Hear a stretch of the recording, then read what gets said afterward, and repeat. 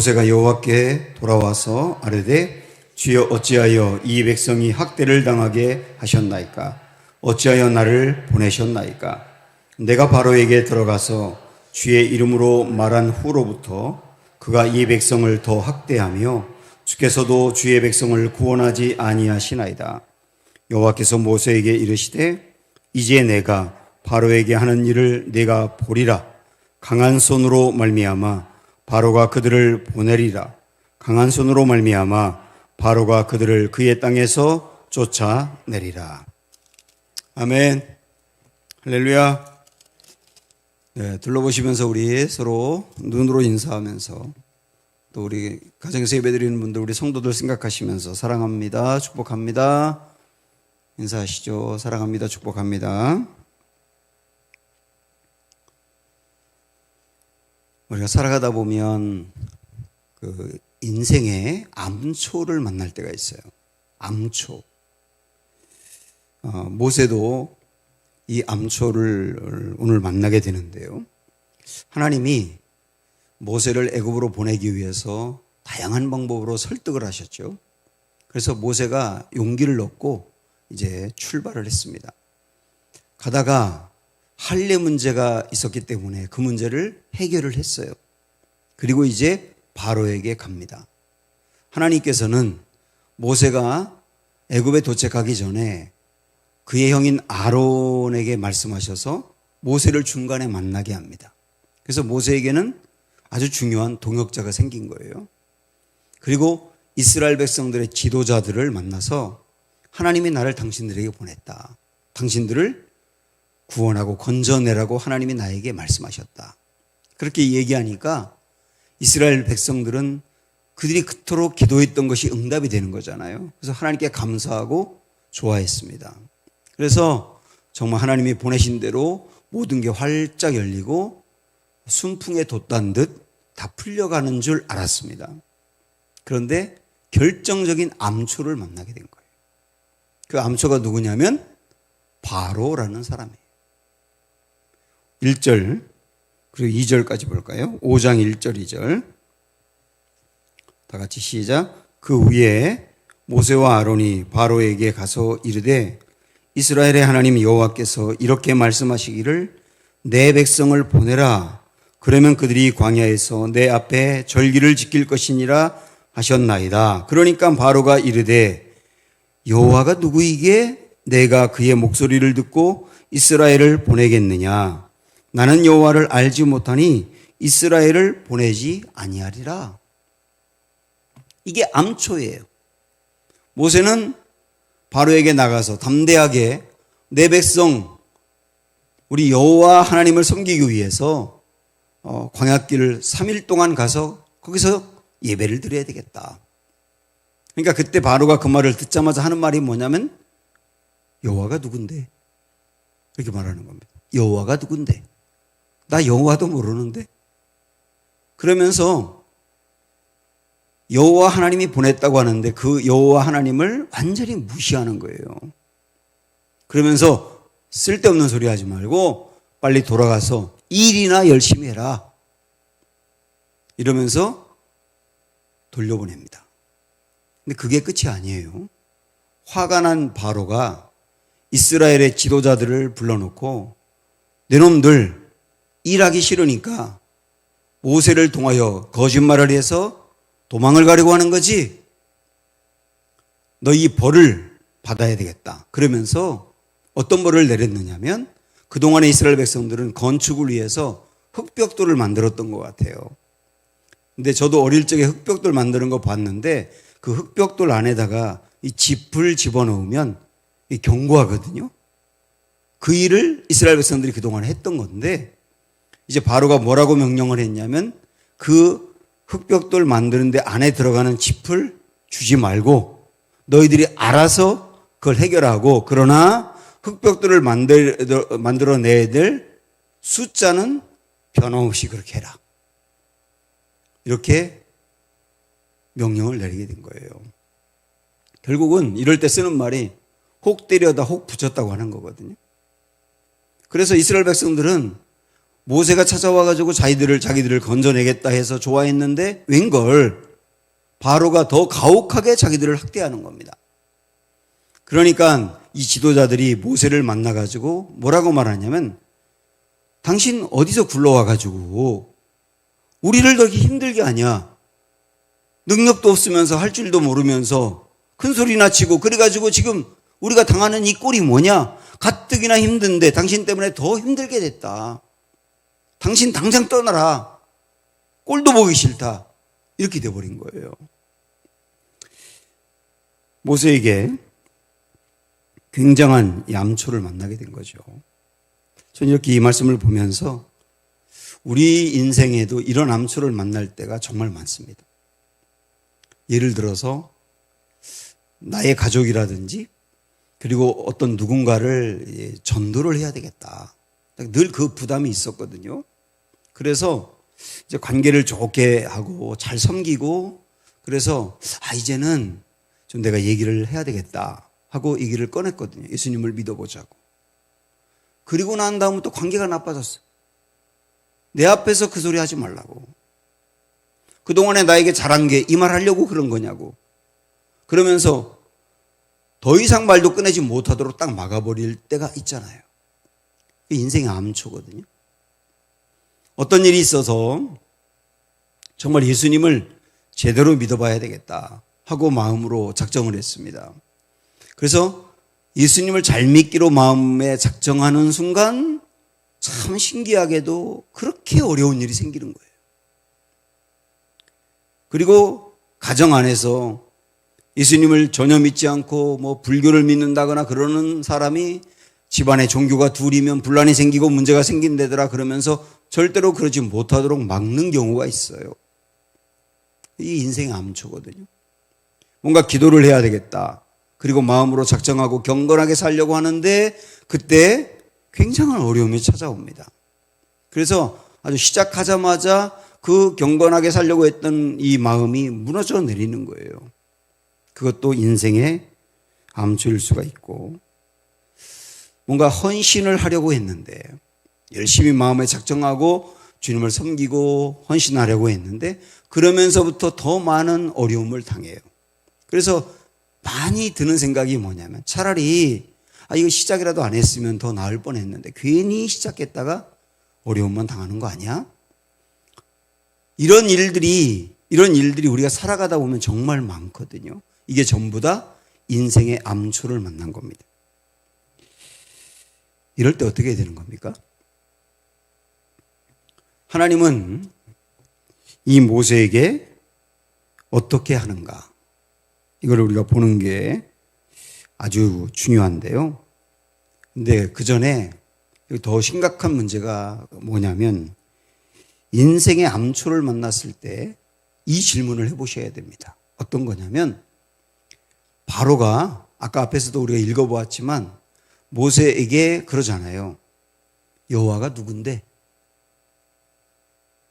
그런데 여호와가 누군데? 라고 하는 질문을 받았을 때 모세가 바로에게 뭐라고 대답하는지 볼까요? 한번 3절, 4절까지만 보겠습니다. 그들이 이르되, 그들은 모세와 아론이죠. 히브리인의 하나님이 우리에게 나타나셨은즉 우리가 광야로 사흘길쯤 가서 우리 하나님 여호와께 제사를 드리려 하오니 가도록 허락하소서. 여호와께서 전염병이나 칼로 우리를 치실까 두려워하나이다. 애굽 왕이 그들에게 이르되, 모세와 아론아, 너희가 어찌하여 백성의 노역을 쉬게 하려느냐? 가서 너희의 노역이나 하라. 여러분, 이 뉘앙스를 가만히 보면 바로가 모세에게 여호와가 누군데? 라고 물어봤을 때 모세가 대답하는 여호와에 대한 것이 너무나 힘이 없는 거예요. 내가 여호와가 보내서 왔어요. 그러면서 바로에게 여호와에 대해서 이야기하는데, 여호와에 대해서 이야기하는 이 여호와에 대한 이 소개가 확신이 없어요. 확신이 없고, 그리고 강력하지도 않고, 이야기하긴 하는데 그냥 지식만 이야기하는 것 같고 지금 그런 분위기 느껴지지 않으세요? 결국은 바로가 모세에게 여호와가 누군데 라고 말할 때 모세 안에 든 이 문제가 뭐냐면 이런 겁니다. 아, 내가 믿는 여호와가 이 상황에서 안 통하는구나 하는 거예요. 여러분 그런 거 느낄 때 없어요? 내가 믿는 하나님이 이 문제 앞에서, 이 인생의 암초 앞에서 안 통해. 그걸 느낄 때가 있잖아요. 지금 이 모세가 만난 문제가 이렇게 심각한 겁니다. 하나님은 안 통하는 거예요. 모세는 출애굽기 3장에서 하나님이 모세에게 애굽으로 보내면서 여호와가 어떤 분인지 알려줬어요.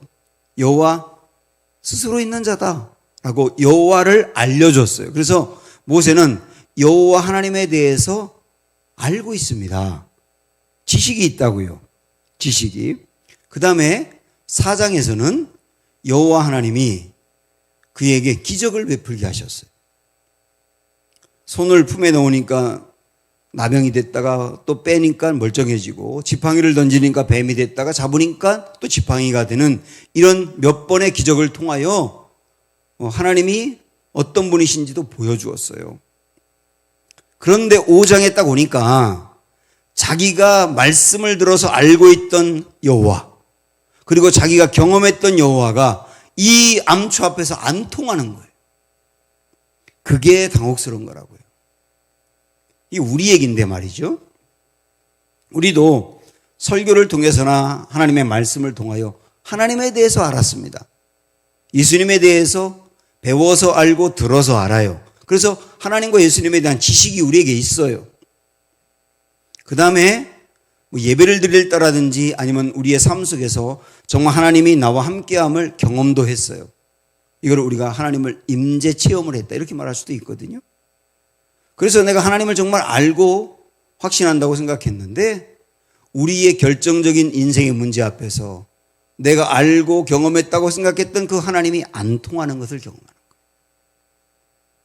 그래서 그 문제 앞에서 내가 너무나 주눅들고 너무나 위축되고 마음이 쫙 가라앉고 확신이 사라져버리고 그래서 흔들려버리는 이런 문제가 있을 수 있단 말이에요. 이게 진짜 문제거든요. 여러분의 하나님은 어떻습니까? 지금 여러분이 믿고 있는, 제가 믿고 여러분이 믿고 있는 우리 하나님이 이런 모세가 만났던 그 바로라고 하는 큰 암초 앞에서 정말 너무 힘이 없어 보이고 그리고 살아계시지 않은 것만 같고 안 통하는 이런 절벽을 여러분 경험하지 않으세요? 그래서 모세는 하나님께 와가지고 따지면서 하는 말이 22절 여긴 거예요. 자, 22, 23절을 보십시오. 모세가 여호와께 돌아와서 아뢰되 주여 어찌하여 이 백성이 학대를 당하게 하셨나이까? 어찌하여 나를 보내셨나이까? 내가 바로에게 들어가서 주의 이름으로 말한 후로부터 그가 이 백성을 더 학대하며 주께서도 주의 백성을 구원하지 아니하시나이다. 하나님 안 통하네요. 내가 갖고 있는 믿음이 안 통하네요. 지금 이렇게 하나님 앞에 따지고 있는 거거든요. 이게 진짜 문제라고. 어떤 목사님이 미국에 유학을 갔다 합니다. 처음에 미국에 가가지고 말도 잘 통하지 않을 때 마트를 갔대요. 근데 굉장히 어마어마하게 큰 마트였는데 도대체 뭐 어떤 자기가 살려고 하는 물건이 어디 있는지 알 수가 없어가지고 어떤 직원에게 간신히 영어로 그게 어디 있냐고 물어봤다는 거예요. 그랬더니 지금 강대상 때문에 여러분 잘 안 보이시겠지만 그 직원이 그게 어디 있는지 알려주는데 만약에 이렇게만 있어도 엄청 기분 나쁘겠죠? 이렇게 있어도. 근데 이렇게도 안 하고 발로 이렇게 하더래요. 아무 말도 안 하고 발로. 그래가지고 너무 화가 나가지고 이거 그냥 지나갈 수 없다. 그래서 따져야 되겠다고 생각하고 따지려고 하는데 말이 안 통하는 거예요, 말이.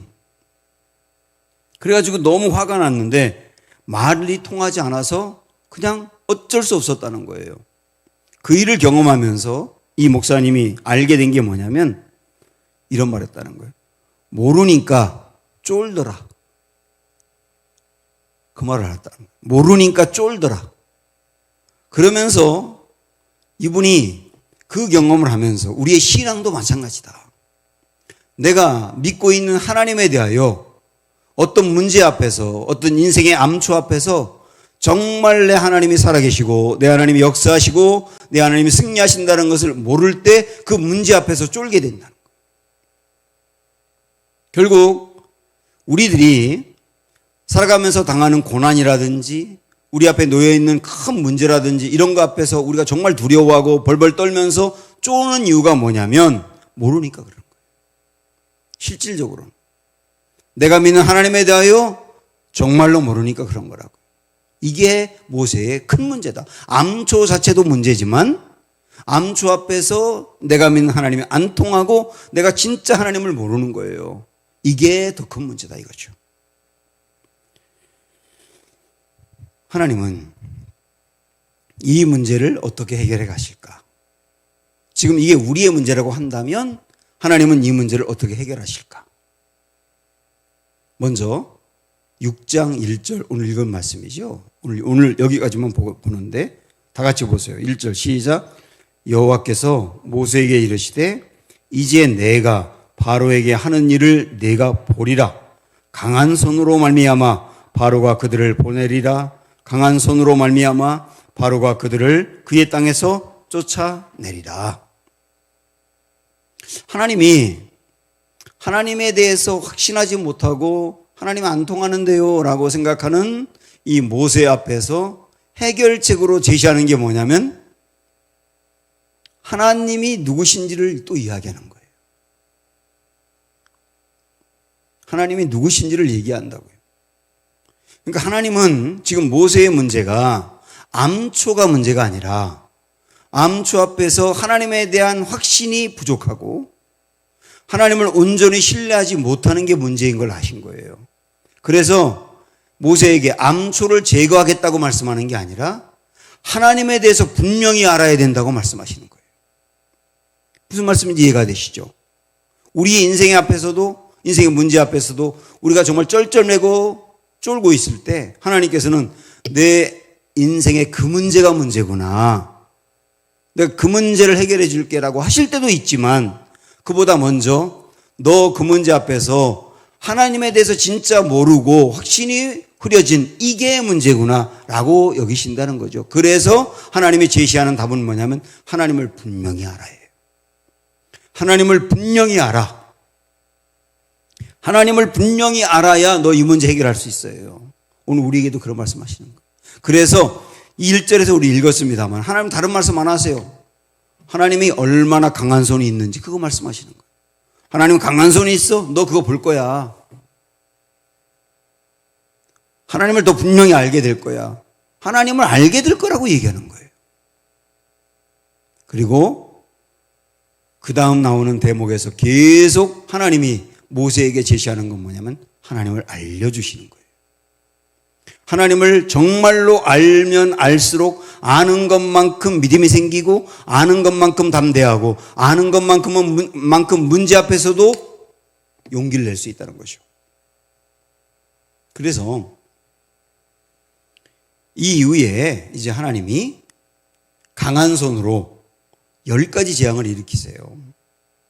근데 이 10가지 재앙, 우리가 지난주에도 이렇게 10가지 재앙 하나하나 찾아보기도 했습니다만은 이 10가지 재앙을 하나님이 일으키면서 모세와 그리고 이스라엘 백성들과 바로를 포함한 애굽 사람들과 세상 사람들에게 알리는 게 뭔지 아세요? 핵심은 10가지 재앙의 핵심은 여호와 하나님이 누구신지를 알리시는 거예요. 10가지 재앙은 애굽 사람들이 믿던 신과 연관된다고 말씀드렸었죠. 그 애굽 사람들이 믿던 신이 아무런 힘이 없음을 알려주기도 하면서 동시에 반대로 여호와 하나님이 어떤 분이신지를 알려주는 거예요. 그래서 여러분께서는 10가지 재앙을 보실 때 초점을 거기 두시면 되는 거예요. 여호와 하나님이 누구시냐. 그래서 우리 몇 군데만 찾아볼까요? 자, 4군데 정도만 보겠습니다. 첫 번째 재앙인 7장 17절 보세요. 첫 번째, 물이 피로 변하는 재앙을 주님 하시겠다고 말씀하면서 그렇게 하는 목적이 뭐냐면 17절 다 같이 여호와가 이같이 이르노니 내가 이로 말미암아 이 재앙으로 말미암아 나를 여호와인 줄 알리라. 이게 분명하잖아요. 이 재앙을 일으키는 목적이 여호와가 누군지를 분명히 알려주려고 한다는 거죠. 그 다음에 8장 10절 두 번째 재앙인데요. 10절도 보시면 8장 10절 그가 이르되 내일이니라 모세가 이르되 왕의 말씀대로 하여 왕에게 우리 하나님 여호와와 같은 이가 없는 줄을 알게 하리니. 그 두 번째 재앙을 일으키는 목적도 뭐라는 겁니까? 여호와 같은 분이 없다는 것을 알려주겠다는 거예요. 그러니까 하나님을 알려주는 게 목적이라는 걸 분명히 알 수 있겠죠. 22절 8장 22절 네 번째 재앙 나오는 말씀에서 그날에 나는 내 백성이 거주하는 고생 땅을 구별하여 그곳에는 파리가 없게 하리니 이로 말미암아 어떻게 된다는 겁니까? 이 땅에서 내가 여호와인 줄을 내가 알게 될 것이다. 계속 똑같지 않습니까? 우리 7번째 재앙으로 넘어가서 보면 9장 14절 내가 이번에는 모든 재앙을 너와 내 신하와 내 백성에게 내려 온 천하에 나와 같은 자가 없음을 내가 알게 하리라. 이게 이제 포인트란 말씀이에요. 하나님은 계속 10가지 재앙의 목적을 하나님을 알려주는 데 있다. 그 재앙을 보면 볼수록 하나님이 어떤 분인지를 알라. 너도 알고 이걸 통하여 바로도 알게 될 것이며 애굽 사람도 알고 천하 만민이 알고 이스라엘 백성들도 알게 되리라. 결국 그래서 출애굽기는 말이죠. 출애굽기, 애굽을 탈출한 것을 기록한 성경인데, 그러니까 출애굽기는 애굽을 탈출하여 가나안 땅에 들어가는 과정을 보여주기도 하지만 출애굽기의 정말 중요한 목적은 뭐냐면 하나님이 누구신지를 명백하게 알려주는 게 목적인 거예요. 그래서 출애굽기를 여러분께서 개인적으로 읽어 가신다면 초점을 딱 여기에 두고 읽으시면 됩니다. 1장부터 시작해서 여호와 하나님이 누구신지를 알려준다. 그것에 초점을 두고 출애굽기를 읽다 보면 출애굽기를 다 읽었을 때 우리 안에 선명하게 남는 것이죠. 여호와가 누구냐? 그리고 여호와가 누군지를 정말 알고 확신한다면 그것으로 충분하다는 거예요. 그래서 오늘 하나님은 인생의 암초 앞에서 흔들리고 있는 모세에게 다른 거 얘기하지 않고 하나님이 누구시냐? 너 그거 알아야 돼.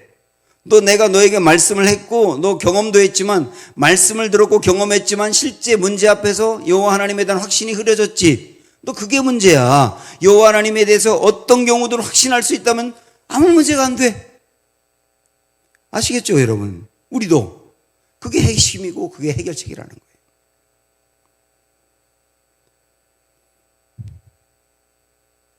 제가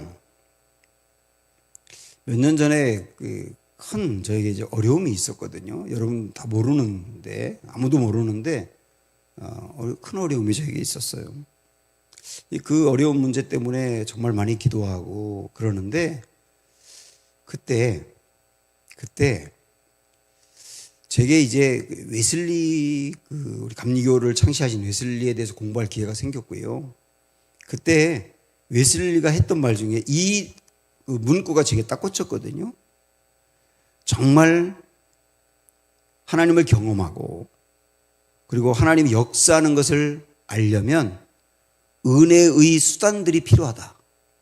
그런 말 하더라고요. 은혜의 수단들. 은혜의 수단들이라고 표현했는데 그게 뭐냐면 하나님이 역사하는 것을 만날 수 있는 통로들이라는 거예요. 하나님 우리 삶 속에서 역사하시는데 성령님도 지금도 일하시는데 그럼 우리가 경험하지 못하고 지나가고 그러는 이유가 뭐냐면 은혜의 수단들이 없기 때문이라는 거예요. 이 은혜의 수단들을 다르게 말하면 경건훈련이라고 얘기했어요. 말씀을 묵상하고 기도하고 그리고 하나님과 교제하는 이런 일들이 이런 수단들이, 은혜의 수단들이 내 안에 살아있을 때, 그때 하나님의 역사하심을 정말로 경험해 간다는 거예요. 저는 그 웨슬리 공부하면서 그 부분이 제가 마음에 다가와서 제 인생에 정말 힘든 문제를 만났을 때 은혜의 수단들에 정말 집중했어요. 그때 시편 139편을 묵상하게 되었는데요. 시편 139편의 12절이 제 마음에 아주 강하게 선명하게 다가왔습니다. 이렇게 얘기하면 시편 139편 12절을 찾아보셔야 될 거 아니에요. 이 말씀이 정말 힘들어하는 저에게 얼마나 강하게 다가와서 위로하고 힘이 되었는지 몰라요. 시편 139편 12절 904쪽이거든요.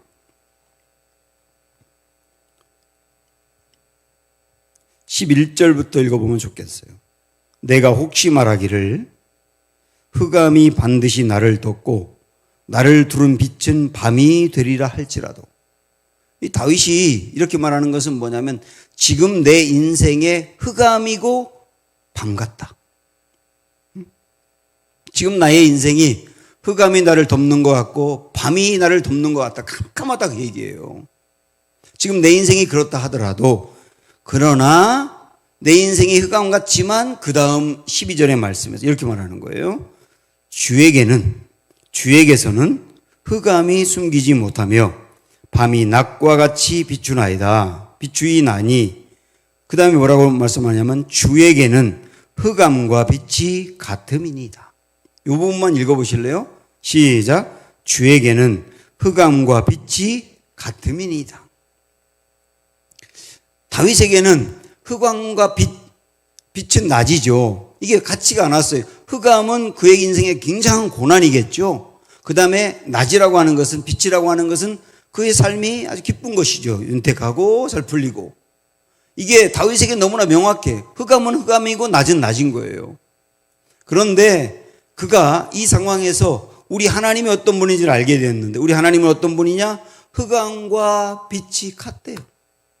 그 말은 뭡니까? 우리 하나님은 흑암이 없는 거예요. 우리 하나님에게는. 흑암도 빛처럼 보이는 거예요. 아무 문제가 안 되는 거예요. 우리 하나님에게 흑암은 아무 문제가 안 되는 거예요. 흑암이 있을 때 하나님은 빛을 만드신 분이니까. 그렇구나. 내 인생의 흑암은 나를 죽일 것만 같고 나를 완전히 죄일 것만 같은데 하나님에게는 흑암이 낮과 똑같구나. 아무 문제 없구나. 이것을 다윗이 알았을 때 인생의 흑암과 암흑 속에서도 하나님을 알고 나니까 소망을 품게 되었단 말씀이거든요. 이 말씀이 저에게 굉장히 강하게 다가왔어요. 그래, 지금 내 인생에 이건 흑암이지만, 암흑이지만 우리 하나님이 나의 인생을 지금 볼 때는 흑암이나 낮이나 똑같이 보인다. 아무 문제가 안 된다. 하나님을 제가 은혜의 수단들인 묵상을 통하여 알게 되었을 때, 하나님을 이 말씀을 통하여 더 분명하게 알게 되었을 때 이 말씀이 저를 지배하는 걸 경험하게 돼요. 그러면서 그 저를 누르던 엄청난 문제 앞에서도 일어나게 되겠더라고요. 제 생각이 일어나고 마음이 일어나고 삶이 일어나고 극복을 했거든요. 결국은 제가 드리려고 하는 말씀이 뭐냐면 우리가 인생의 암초를 만났을 때 하나님이 안 통한다는 것을 경험하는 것은 하나님의 능력이 없다는 얘기가 아니라 우리 안에 하나님에 대한 확신이라든지 하나님에 대한 신뢰와 기대가 없다는 뜻이에요. 실질적으로. 그럼 어떻게 우리가 하나님으로 부요하며 하나님으로 충만하며 하나님에 대한 확신이 분명할 거냐? 은혜의 수단들을 여러분이 사용하셔야 된다. 은혜의 수단들. 은혜의 수단들을 활용해서 정말 하나님이 어떤 분이신지를 경험해 가야 한다. 충분히 경험해 가야 한다. 그리고 경험하면서 하나님에 대한 지식이 쌓여가고 하나님을 알면 알수록 내 안에서 나를 옥죄며 힘들고 힘들게 했던 그 문제들은 하나하나 떠나가는 것을 경험하게 될 것이고, 그리고 인생의 암초는 여전히 내 앞에 있지만 하나님이 통하는 것을 경험하게 될 거예요. 하나님이 통한다. 저 인생의 암초가 나를 억누르고 있지만 그러나 하나님에 대한 확신이 있으니까 저 문제 앞에서 나 설 수 있다. 나 도전할 수 있다. 저게 나를 지배하지 못한다. 그게 하나님이 통하는 거거든요. 이것을 경험해 갈 수 있다는 거예요. 그럼 우리는 권면합니다. 은혜의 수단들 살아있나요? 지금 여러분에게 은혜의 수단들이 살아있습니까? 그 은혜의 수단들이 살아있어서 그것을 통하여 하나님을 충만하게 알아가는 이런 은혜가 있기를 주님의 이름으로 축원합니다.